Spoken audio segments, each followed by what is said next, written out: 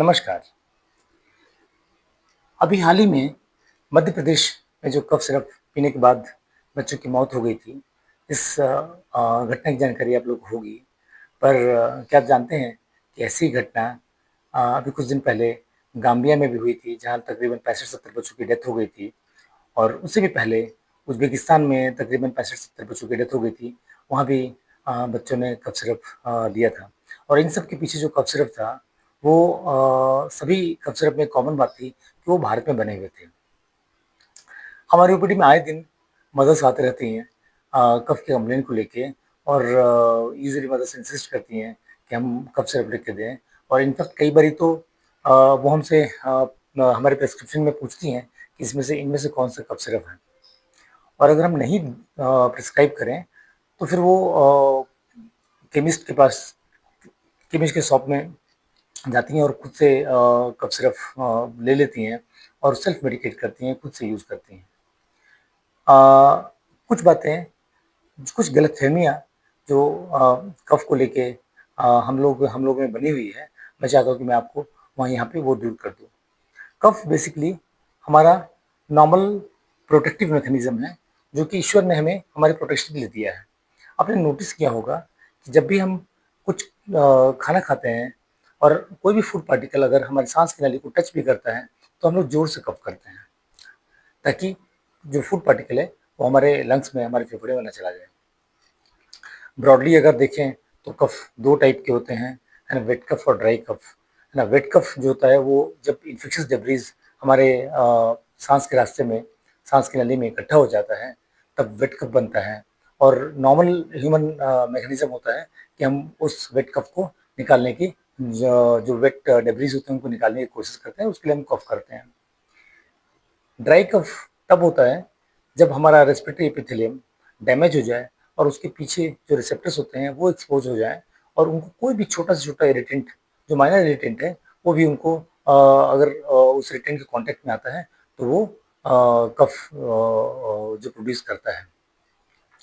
Normally कफ की जब complaint करते हैं तब होता क्या है कि जो हमारा नॉर्मल फिजियोलॉजिकल रिस्पॉन्स है, नॉर्मल फिजियोलॉजिकल रिफ्लेक्स जो है, वो जब एग्जैजरेट हो जाता है, तब हम लोग कफ की कंप्लेंट करते हैं और हम डॉक्टर के पास जाते हैं।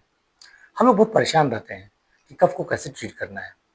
दरअसल कफ को ट्रीट नहीं करना होता है, कफ के कारण को ट्रीट करना होता है। अगर आप कफ के कारण को ट्रीट कर देंगे तो कफ अपने आप कम हो जाएगा। और कफ को इनफैक्ट एकदम से सप्रेस करना भी ठीक नहीं होता है, अगर ज़रूरत नहीं है तो।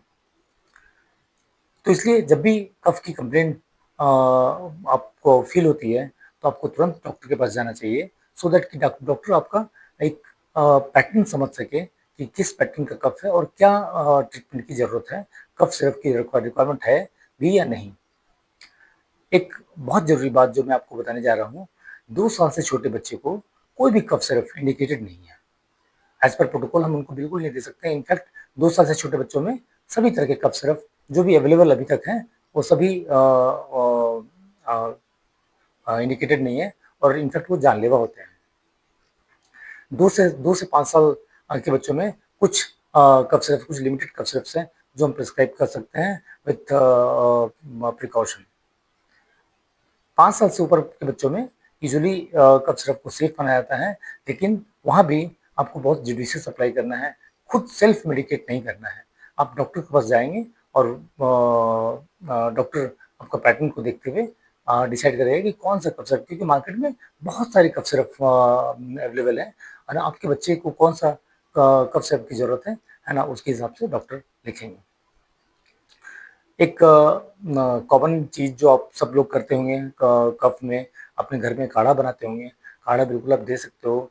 कुछ हद तक ये कफ को सप्रेस करने में कारगर है ना? इसमें यूजुअली हम लोग हनी, तुलसी और जिंजर का यूज़ करते हैं, और इसको बिल्कुल आप दे सकते हो, सेकली दे सकते हो, कोई प्रॉब्लम नहीं है।